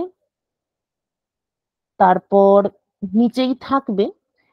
কিন্তু আলটিমেটলি কি হবে, মানে নিচে থেকে তারপর কি নিচেই থেকে যাবে বা নিচে নামতেই নামতে একেবারেই নিচে চলে যাবে? সেটা নয়, সেটা তুই এখান থেকেই দেখে নিতে পারিস। বিকজ আমাদের এক্সপ্রেশনস কি আছে, L² / 2mr² মাইনাস gmm/r। তো আর এর যদি খুব লার্জ ভ্যালু তুই দেখিস, আর যদি টেন্ডস টু +∞ হয় তাহলে এই টার্মটাও 0 হচ্ছে এবং এই টার্মটাও 0 হচ্ছে, আর তো নিচে আছে, কাজেই both the terms will go to 0। তার মানে এটা উপর থেকে নামলো, নিচে আসতেই হবে, কারণ অনেকটা রিজিয়ন জুড়ে আমি পরিষ্কার দেখতে পাচ্ছি যে এটা নিচেই আসবে, নিচেই থাকবে, নিচে থাকবে এটা ঠিকই, কিন্তু যখন আর ভেরি লার্জ হবে তখন কিন্তু এটা 0-র কাছাকাছি চলে যাবে। তার মানে এটাকে আলটিমেটলি 0-র কাছে যেতেই হবে। দেখ উইদাউট ক্যালকুলেটিং এনিথিং, প্র্যাকটিক্যালি কিছুই সেরকম বার করিনি, কিন্তু জাস্ট আর এর সঙ্গে ফল করছে 1/r এর থেকে 1/r²টা বেশি তাড়াতাড়ি ফল করছে। এবার দুটোকে যোগ করলাম, এবার আর ইনফিনিটিতে কি হচ্ছে, আর আর 0-র কাছে থাকলে কি হচ্ছে, এইটুকু থেকেই আমি এটা প্লট করলাম। ঠিক আছে, এটা কি মানে কারোর কিছু কোশ্চেন এখানে আছে কি, যে কেন হলো? না ম্যাম নেই। আচ্ছা, গুড। এবার এই যে কার্ডটা পেয়েছি, ভেরি ইম্পর্টেন্ট। এটা কিন্তু this curve applies for the movement of all bodies যারা গ্র্যাভিটেশনাল ফোর্সের আন্ডারে মুভ করছে, এইরকম। ওটা তো টু মলিকিউলস যখন কাছাকাছি বন্ড অবশ্যই, করে তখন ওখানে হবে। একদম একদম একদম। এটা তো গ্র্যাভিটেশনাল ফোর্সের টিপিক্যাল নয়, এটা হচ্ছে যে কোনো ফোর্স যেটা তোর 1/r² এর সঙ্গে ভ্যারি করে। এবং একটা নেচারের একটা খুবই অদ্ভুত খেলা যে ইলেকট্রোস্ট্যাটিক ফোর্সও r² এর সঙ্গেই ভ্যারি করে, গ্র্যাভিটেশনাল ফোর্সও r² এর সঙ্গেই ভ্যারি করে। মানে r² এর সঙ্গে ভ্যারি করে না এরকম অদ্ভুত টাইপের ফোর্স মানে একমাত্র নিউক্লিয়ার ফোর্স ছাড়া বেসিক্যালি সেরকম মানে আর natural dipole interaction. Dipole interaction আছে, ওগুলো তো একটু মানে স্পেশালাইজড, কিন্তু মানে সেটা তো আছেই, সেটা তো মনোপোল, ডাইপোল, কোয়াড্রোপোল এসব টার্ম। কোয়াড্রাপোল। হ্যাঁ হ্যাঁ হ্যাঁ, সেটা আছে। কিন্তু মানে বেসিক ফান্ডামেন্টাল ফোর্স ঘটনাচক্রে কেন যে দূরত্বের বর্গের ব্যস্তানুপাতিক, এটা সেই ওয়েভ পার্টিকেল ডুয়ালিটির মতো। কেন যে ওয়েভ পার্টিকেল ডুয়ালিটি, এইসব কেন তো কোনো অ্যান্সার নাই। আচ্ছা, তো এই তো হলো আমার পোটেনশিয়াল এনার্জি কার্ভ। এইবার বাকি খেলাটা পুরোটাই এনার্জির। এই যে স্যাটেলাইট লঞ্চ করে কোনো একটা অরবিটে বসায়, তো সেটা কি সার্কুলারলি মুভ করবে, ইলিপ্টিক্যালি মুভ করবে, নাকি ক্যালকুলেশনের ভুল হলে ওটা টোটালি কাটিয়ে বেরিয়ে যেতে পারে? এই টোটাল জিনিসটা তোর ডিপেন্ড করবে, it will depend on energy. যদি আমি এনার্জিকে এমন ভাবে রাখি, মানে এনার্জির এমন একটা ভ্যালু যদি থাকে, এনার্জিটা যদি নেগেটিভ হয়, এবং এইখানে যে ভি এর ভ্যালুটা, এটা তো সবটাই তো পোটেনশিয়াল এনার্জিরই তো কার্ভ এটা। তো প্রত্যেকটা পয়েন্টেই একটা করে পোটেনশিয়াল এনার্জি আছে, তো একদম নিচের পয়েন্টে অর্থাৎ মিনিমাম পসিবল যে পোটেনশিয়াল এনার্জিটা আর কি আছে, 1 মিনিট দ্বারা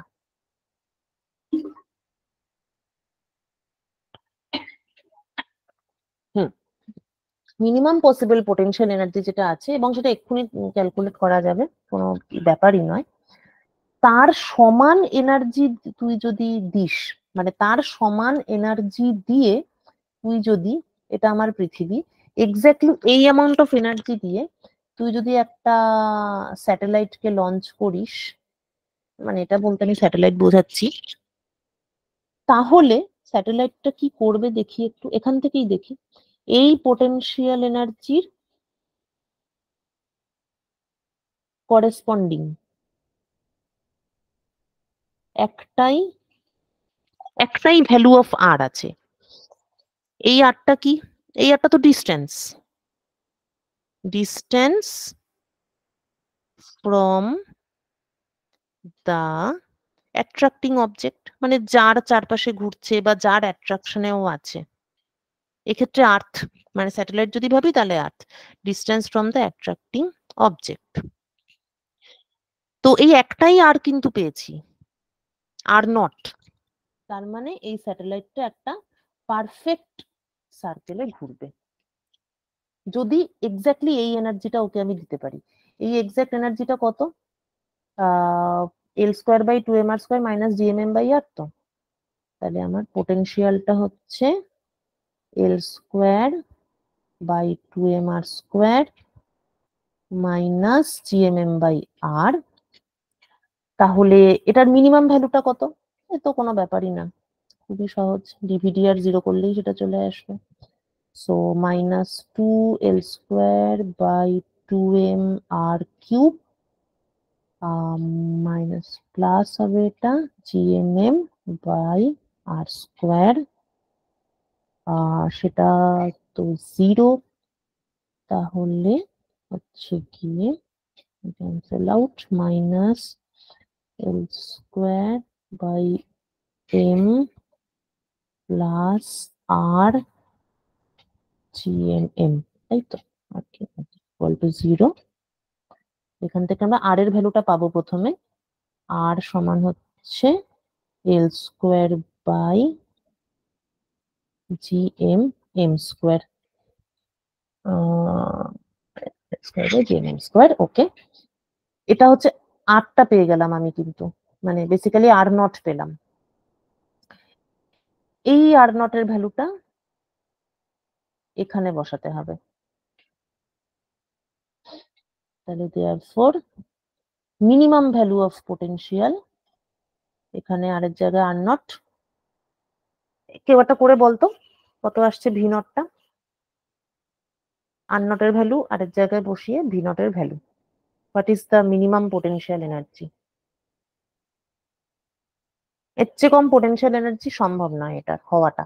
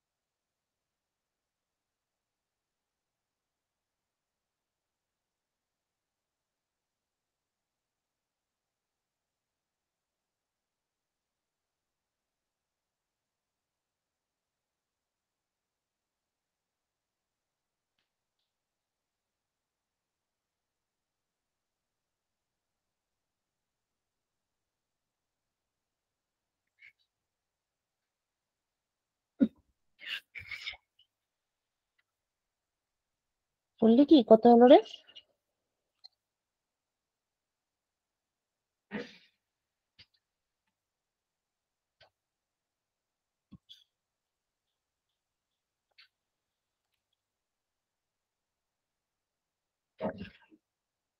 হ্যালো,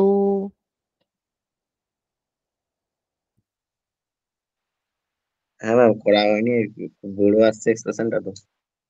ও আচ্ছা তাই, আচ্ছা তাই ঠিক আছে। মানে বেসিক্যালি আর নটটাকেই এখানে বসিয়ে না, তো। স্কোয়ার আসছে বা এল স্কোয়ার, মানে এখন খাতা বাসাটা নেই বলে নাহলে ও করে আচ্ছা আচ্ছা, আচ্ছা ঠিক আছে, ঠিক আছে, এটা জাস্ট মানে জাস্ট ব্যাপারটা একটু ফিলটা দেওয়ার জন্যই বলছিলাম বার করতে। যাই হোক, ঠিক আছে, এনিওয়েজ ব্যাপারটা তো বুঝেছিস। এই আর নটটা এখানে বসলে তোর ভি নট বেরোবে, তো এক্স্যাক্টলি সেই অ্যামাউন্ট অফ এনার্জি যদি দেওয়া হয় তাহলে ওটা এক্স্যাক্টলি একটা সার্কেল হবে। আচ্ছা, এইবার আমি যদি তার থেকে একটু বেশি এনার্জি দিই, এই মিনিমামের থেকে বেশি, ধর এরকম একটা এনার্জি দিলাম, তাহলে কি হতে পারে? দেখ, ফার্স্টলি এই যে পোর্শনটা আছে, এই পুরো পোর্শনটার জন্য কিন্তু energy greater than potential energy, কারণ পোটেনশিয়াল এনার্জিটা হচ্ছে এই এই এই এই কার্ভটা ফলো করছে, মানে এখানকার পয়েন্ট গুলো হচ্ছে পোটেনশিয়াল এনার্জি, আর এই স্ট্রেট লাইনটা হচ্ছে এনার্জি। তাহলে প্রত্যেকটা এনার্জির ভ্যালুই তো পোটেনশিয়াল এনার্জি উপরে আছে, তার মানে প্রত্যেকটা এনার্জি পোটেনশিয়াল এনার্জির থেকে বেশি। তার মানে এবার এনার্জিকে তো সবসময় পোটেনশিয়াল এনার্জি থেকে বেশিই হতে হবে, কেননা kinetic energy plus potential energy হচ্ছে টোটাল এনার্জি। তাহলে কাইনেটিক এনার্জি হচ্ছে ই মাইনাস ভি, এবং কাইনেটিক এনার্জি হচ্ছে হাফ এমভি স্কোয়ার, মানে কাইনেটিক এনার্জি সবসময় পজিটিভ। তার মানে ই কিন্তু ভি এর থেকে বেশি হতে হবে সব সময়। তার মানে এই স্যাটেলাইটটা এইটুকু রিজিয়নের মধ্যেই থাকতে পারবে। এইটুকু রিজিয়ন মানে হচ্ছে এখানকার ভ্যালু হচ্ছে R1 এবং এখানকার ভ্যালু হচ্ছে R2। তার মানে স্যাটেলাইটটা R1 থেকে R2 র মধ্যে যে কোনো জায়গায় থাকতে পারে। আগেরটার মতো না কিন্তু যে শুধু R0-এই আটকে থেকে যাবে। R1 থেকে R2 র মধ্যে যে কোনো জায়গায় ও থাকতে পারে। This motion is nothing but an ellipse, যেটা খুব বাজেভাবে আঁকলাম। ইলিপসের তো একটা ফোকাস থাকে, এই ফোকাসেই সেই বস্তুটা থাকবে যে একে অ্যাট্রাক্ট করছে, ধরা যাক সান। এবার এই হচ্ছে আমার ইলিপস। তো এখানে দেখ মিনিমাম ডিস্টেন্সটা কত, এটা হচ্ছে মিনিমাম ডিস্টেন্স R2, আর এটা হচ্ছে ম্যাক্সিমাম ডিস্টেন্স R1। বাকিটা তো R1 আর, এবারে বাকিও যেখানেই থাকুক না কেন সেটা কিন্তু R1 আর R2 র ভেতরেই থাকে তার ভ্যালুটা। তার মানে যদি এই মিনিমামের থেকে উপরে এনার্জিটা থাকে, কিন্তু এনার্জিটা যদি নেগেটিভ থাকে, এটা আমি বলতে ভুলে গেছি, যে এই তলায় যদি থাকে এনার্জিটা তাহলে তো অবশ্যই সেটা নেগেটিভ। তার মানে যে কোনো নেগেটিভ এনার্জি যদি থাকে তাহলে তার আন্ডারে কিন্তু মাত্র দু টাইপেরই মোশন হতে পারে, ইলিপস না হলে হচ্ছে তোর সার্কেল। আর যদি তুই পজিটিভ এনার্জি দিস সেটাকে, তাহলে এটা দেখতেই পাচ্ছিস একটা তোর কাছে আসবে, এই যে একটা আর এখানে আমরা দেখতে পাচ্ছি, যেটা ধূমকেতুর ক্ষেত্রে হয়। এইখানে হয়তো পৃথিবীটা আছে, আর্থ, যাই সান, এখানে সান আছে, সূর্যের কাছে আসবে, দূর থেকে আসবে, সূর্যের কাছে আসবে, এই ডিস্টেন্সটাই হচ্ছে এই গ্রাফ থেকে যেটা পেলাম, এই যে পয়েন্টটা, গোল পয়েন্টটা যেখানে কাট করেছে। কিন্তু অন্য প্রান্তটা তো কোথাও কাট করেনি, সে তো পুরো ইনফিনিটিতেই চলে গেছে। সুতরাং ইনফিনিটি থেকে আসবে, খুব কাছাকাছি আসবে, এটা হচ্ছে নিয়ারেস্ট অ্যাপ্রোচ, আবার ইনফিনিটিতে চলে যাবে। তাই পুরোটাই ডিপেন্ড করছে এনার্জির উপর। এবার তুই যে স্যাটেলাইট লঞ্চ করবি সেটা কোন এনার্জিতে দিবি, কিভাবে দিবি, এবার পজিটিভ এনার্জি নেগেটিভ এনার্জি তারও আবার অনেক বিষয় আছে, সেটা আজকে বলা যাবে না। কেউ ইন্টারেস্টেড থাকলে বলিস, আমি তাকে জিনিসপত্র পাঠিয়ে দেবো, বা আমি পরে, আমি অ্যাকচুয়ালি আজকে গ্রাফের ক্লাস আমি আর নিতে চাচ্ছি না, এরপরে আমি তোদের একটু ইলেকট্রোস্ট্যাটিক্সটা কিছুটা বলে দিতে চাইছি, কারণ বিশেষ করে গ্রেডিয়েন্ট ডাইভারজেন্সটা, কারণ হচ্ছে এরপর ম্যাগনেটিজমের ক্লাস একজন স্যার নেবেন সেপ্টেম্বর মাসে, তো তার আগে ওইগুলো একটু হয়ে থাকলে তোদের সুবিধা হবে। তো এই হচ্ছে ব্যাপার। তাহলে এই যে এই গোটা ব্যাপারটাই কিন্তু গ্রাফিক্যাল অ্যানালিসিস, এবং সেখান থেকেই কনক্লুশন, এবং পুরোটাই কন্ট্রোল কে করছে এনার্জি, এবং যে পোটেনশিয়াল এনার্জির আন্ডারেও মুভ করছে, এই দুটো জিনিস পুরো বিষয়টাকে কন্ট্রোল করছে। এখান থেকেই আস্তে আস্তে আস্তে যত ফিজিক্স এগিয়েছে তত কিন্তু ফোর্সের থেকে এনার্জির গুরুত্ব বেড়েছে। এবার গুরুত্ব বাড়তে বাড়তে এমন হয়েছে এখন আর কেউ বলেই না যে ফোর্স বলে কিছু আছে, এখন পুরোটাই হয়ে গেছে ফিল্ড, যেটা আমি পরের কাছে বলবো যে ফিল্ড ব্যাপারটা কি। আচ্ছা, এবার একটু ঝপ করে আগের ক্লাসে কিছু কিছু জিনিস টুকটাক ডিসকাশন হয়েছিল সেগুলো একটু পটাক করে বলে নি। প্রথমত এখান থেকে ডিসপ্লেসমেন্ট ভার্সাস টাইম, দেখ ডেরিভেটিভ তো দেখে বোঝা যায়, কিন্তু ভেলোসিটি থেকে displacement versus time, velocity is DSDT, তার মানে এখানে তোকে করতে হবে ইন্টিগ্রেশন। এই ইন্টিগ্রেশন করা মানে অ্যাকচুয়াল রেজাল্টটা পেতে গেলে তোকে প্রত্যেকটা পার্টের ইকুয়েশন লিখতে হবে, যেটা স্ট্রেট লাইন না থাকলে অবশ্য লেখাটাও চাপ, কিন্তু এখানে তো স্ট্রেট লাইনই আছে। তো যে কোনো স্ট্রেট লাইনের ইকুয়েশন, আচ্ছা ইকুয়েশন অনেকভাবে বের করা যায়, মানে দুভাবে, আমার এটা বেশি ভালো লাগে তাই আমি এটাই বলছি। স্ট্রেট লাইন হচ্ছে, ট্রাপিজিয়ামের ক্ষেত্রফল বের করলেই তো হয়ে যায়। ট্রাপিজিয়ামের ক্ষেত্রফল বের করলে হয়ে যায়, কিন্তু তুই গোটা ট্রাপিজিয়ামের ক্ষেত্রফল একবারে বের করলে তুই টাইমের এগেনস্টে জিনিসটা পাবি না, মানে তুই টোটাল ডিসপ্লেসমেন্ট পাবি। তুই এটার টোটাল ক্ষেত্রফল এবং এটার টোটাল ক্ষেত্রফল বার করবি, করে এটার থেকে এটাকে মাইনাস করবি, তাহলে তুই টোটাল ডিসপ্লেসমেন্ট পাবি। কিন্তু S as a function of time, এইটা যদি তোকে প্লট করতে হয় তাহলে তোকে জানতে হবে যে এরিয়াটা টাইমের সাথে সাথে কিভাবে চেঞ্জ হচ্ছে। তো সেইটা তুই তো গোটা ট্রাপিজিয়াম করলে তো পাবি না, কারণ বিভিন্ন জায়গায় বিভিন্ন রকম হচ্ছে। ঠিক আছে, তো এখানে শুরুতে যেহেতু স্ট্রেট লাইন আছে, স্ট্রেট লাইনের equation y equal two mx plus c, যদি অরিজিন দিয়ে যায় তাহলে শুধু mx হবে, আর যদি অরিজিন দিয়ে না যায় তাহলে c হবে। তো এখানে তো অরিজিন দিয়েই গেছে, তাহলে এখানে আমার কোনো c থাকবে না ফার্স্টলি। এবারে এমটা কি, এম হচ্ছে slope of the straight line. এখানে স্লোপ তো পরিষ্কারই দেখা যাচ্ছে, এখানেও 1 এখানেও 1, তার মানে স্লোপ হচ্ছে বেসিক্যালি 1। তাহলে এই পোর্শনের ইকুয়েশন হচ্ছে y equal to X, y equal to X অর্থাৎ velocity v equal to T, তাহলে আমার ডিসপ্লেসমেন্ট হবে T square by 2 plus some constant. এটা হচ্ছে ইনিশিয়ালি কিছু ডিসপ্লেসমেন্ট ছিল কিনা, এটা আমরা জানি না, চাইলে আমরা এটাকে জিরো ধরে নিতে পারি। ঠিক আছে, এবার এস মুছি, S as a function of time T, যেটা কিনা প্যারাবোলা, আমি কে ওয়ানটাকে জিরোই ধরছি, মানে ইনিশিয়ালি ডিসপ্লেসমেন্ট কিছু ছিল না, তাহলে তো এটার গ্রাফ এরম হচ্ছে। এরপরের ইকুয়েশন হলো ভি, এখানেই আমার একটা ইন্টারেস্টিং জিনিস বলার আছে, ভি ইকুয়াল টু 1, এখানে ভিটা কনস্ট্যান্ট হয়ে গেছে এরপর, সো ভি ইকুয়াল টু 1, তাহলে S equal to t plus integration constant. এখানে আমার একটা বক্তব্য আছে, বক্তব্য হলো যে এসটা তো আমরা এখন জেনে গেলাম যে এস হচ্ছে টি স্কোয়ার বাই 2, তাহলে এটা কতক্ষণ পর্যন্ত এটা ভ্যালিড, 0 থেকে 1 এর মধ্যে এটা আছে ভ্যালিড, তাহলে টি যখন 1 এন্ড পয়েন্টের কথা বলছি, তখন ডিসপ্লেসমেন্ট কত, হাফ। আচ্ছা, এইবার তারপর তো আমি আবার পরের রেঞ্জে চলে গেলাম, অর্থাৎ টি যখন 1 থেকে 3 এর মধ্যে আছে, তখন তো আমার ভেলোসিটি 1 বলে ডিসপ্লেসমেন্ট টি প্লাস কে টু।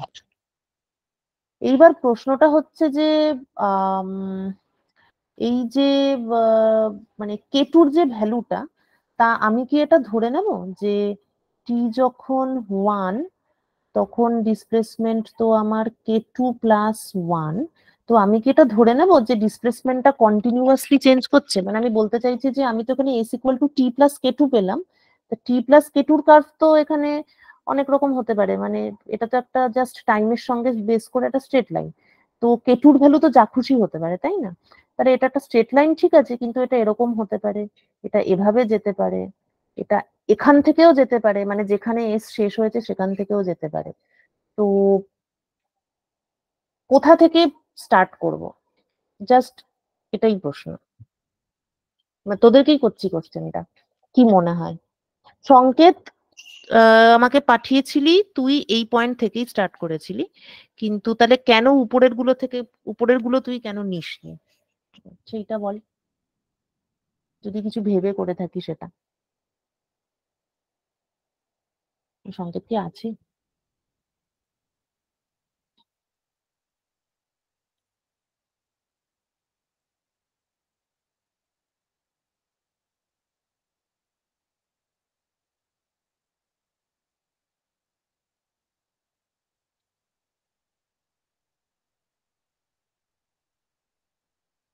আচ্ছা, উত্তরটা দিয়ে দিচ্ছি আমি। কেন আমরা উপরের স্ট্রেট লাইন গুলো নিইনি? বিকজ যদি নিতাম তাহলে আমার ডিসপ্লেসমেন্টের কার্ভটা দেখতে হতো এরকম, প্রথমে এরকম, তারপরে শেষ হয়ে গেল তো, তারপর এখান থেকে এরকম।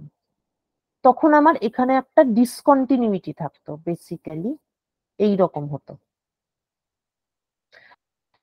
যখন কোথাও ডিসকন্টিনিউইটি থাকে তার মানে কি, দেখ এদিকে এস এদিকে টি, তাহলে এখানে এস এর একটা চেঞ্জ হচ্ছে, ডেল্টা এস ইকুয়াল, ধর মানে এটা কোথা থেকে শুরু হবে, আমি কেটুর ভ্যালু যেমন নেব তেমন শুরু হবে।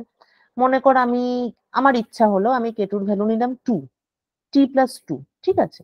তো তার মানে আমি 2 থেকে শুরু করলাম আর কি এটা। অথচ আমি জাস্ট আগের রেঞ্জে যখন ছিলাম তখন আমি দেখেছিলাম t=1 হলে এসটা হাফ হয়। তাহলে এখান থেকে এখানে টপ আপ করে এস এর একটা চেঞ্জ হয়েছে, অর্থাৎ পার্টিকেলটা লাফালাফি করেছে। কতটা চেঞ্জ হয়েছে? 2 - হাফ, মানে হচ্ছে 1.5, 3/2। এটা ডেল্টা এস।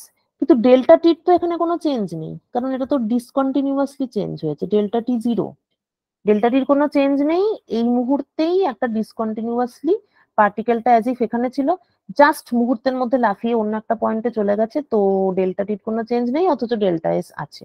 এবার আমি যদি ভেলোসিটি করতে চাই, তাহলে delta S divided by delta T, যখন delta T tends to 0, delta S এর ভ্যালু 3/2 আর ডেল্টা টি গোস টু 0, তাহলে ভেলোসিটি বিকামস ইনফাইনাইট।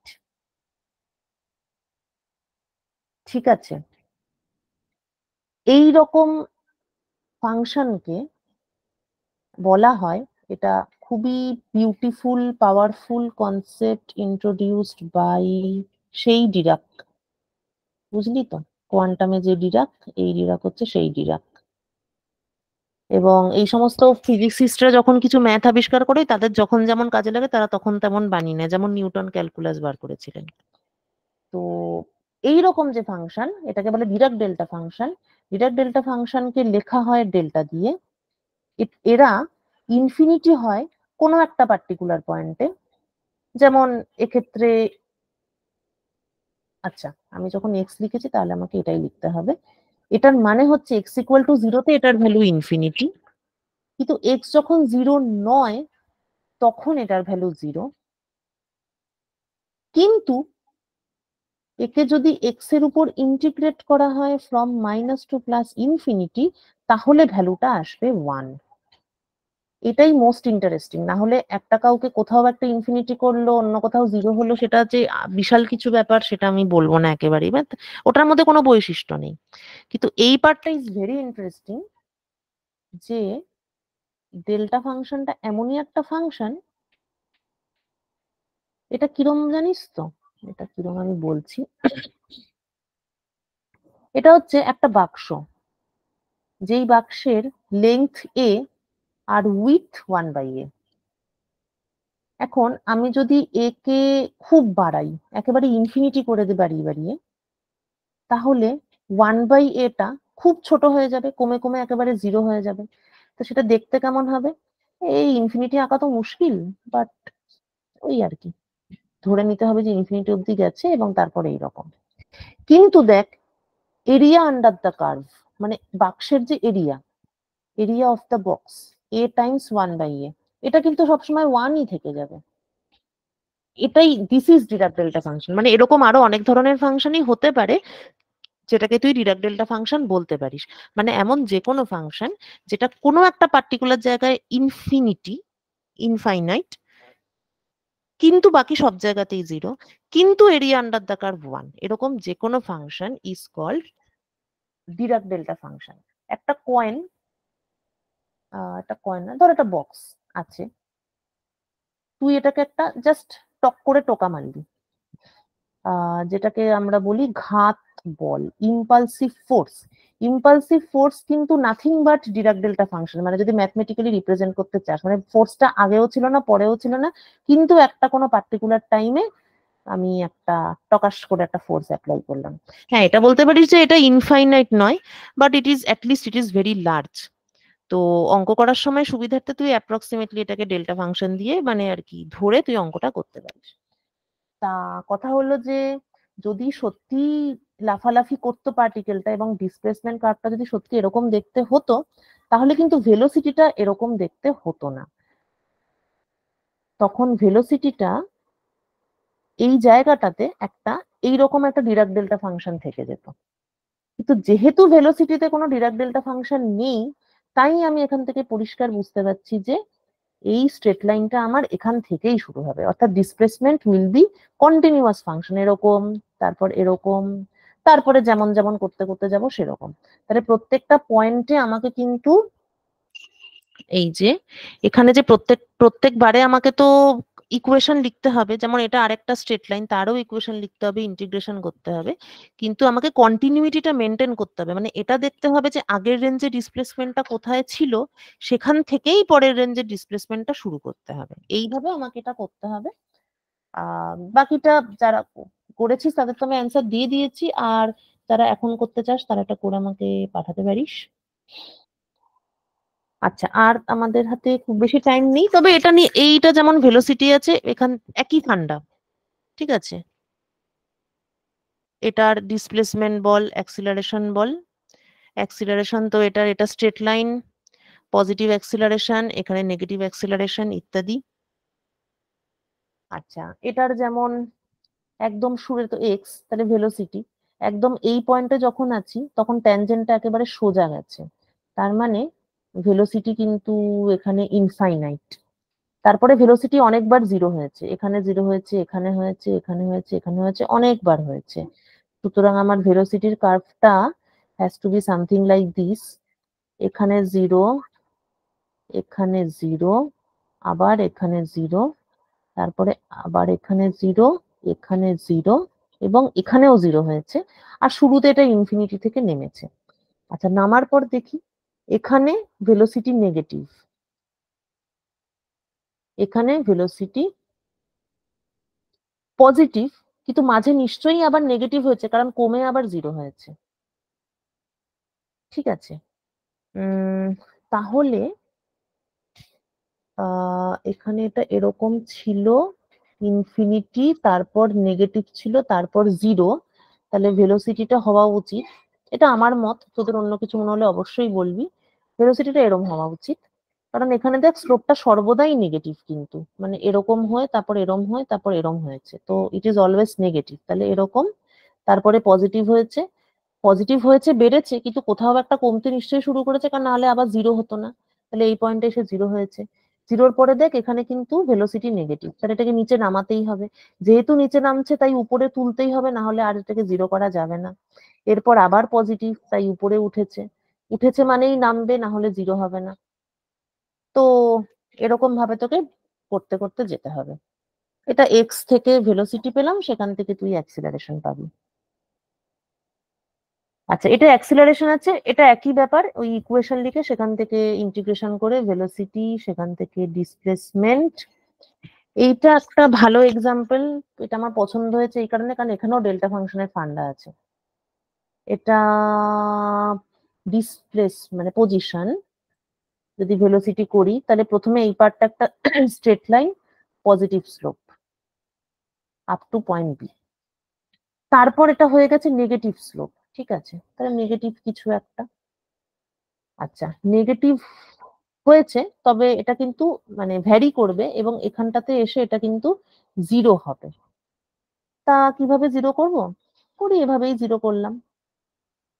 আচ্ছা, তারপর এটা আস্তে আস্তে পজিটিভ হয়েছে, হয়ে এই পর্যন্ত এটা পজিটিভ আছে, তো বাড়িয়ে বাড়িয়ে আমি এটাকে পজিটিভ করে দিলাম। তারপর হঠাৎ করে এটা আবার নেগেটিভ হয়ে গেছে, স্ট্রেট লাইন, তাহলে আবার এটা নেগেটিভে নিয়ে চলে আসি। সেটা ডি পর্যন্ত নেগেটিভেই ছিল,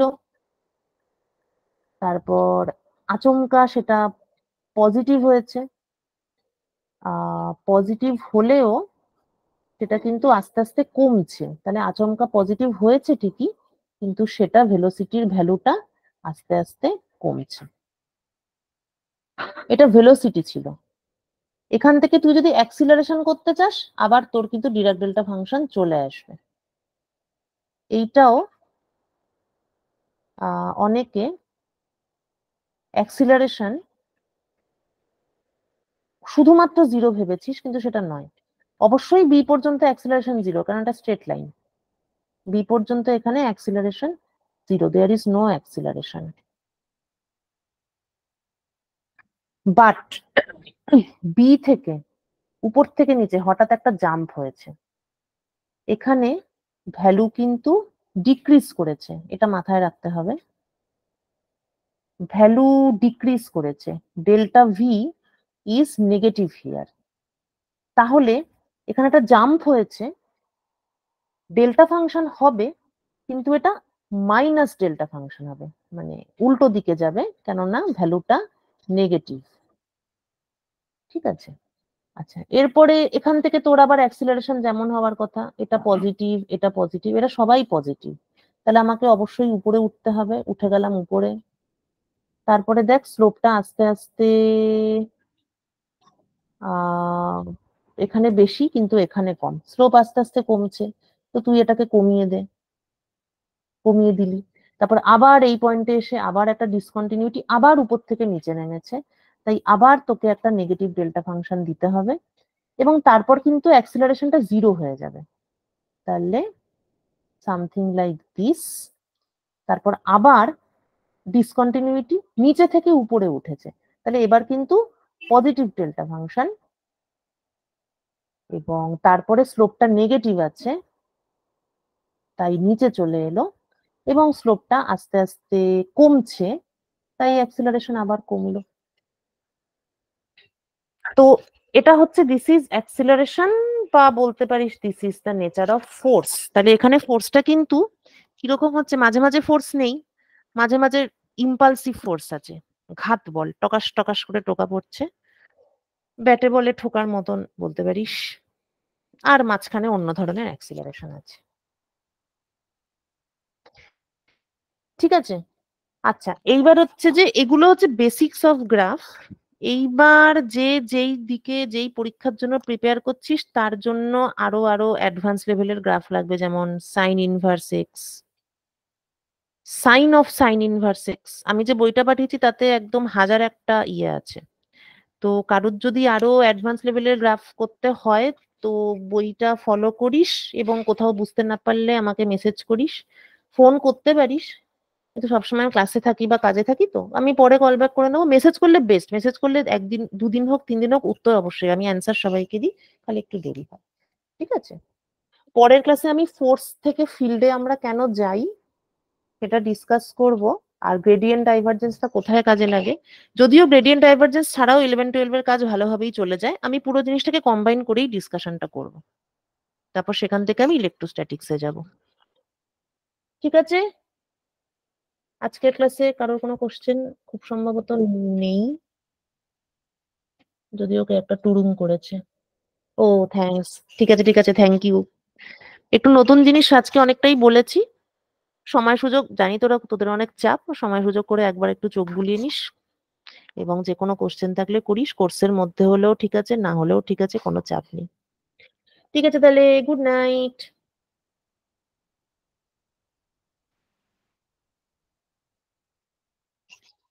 থ্যাংক টাটা you bye. Ma'am. Welcome welcome. পরের ক্লাস বৃহস্পতিবার algebra. Okay ma'am, okay okay, টাটা। টাটা আচ্ছা ম্যাম। টাটা টাটা। সূর্য এখন বলবি কিছু, ফোনে বলবি? আমি 10টার সময় আপনাকে কল করে নিচ্ছি। 10টায়? আচ্ছা হ্যাঁ করিস, তাই ঠিক আছে। ওকে ওকে ম্যাম। Okay okay, tata.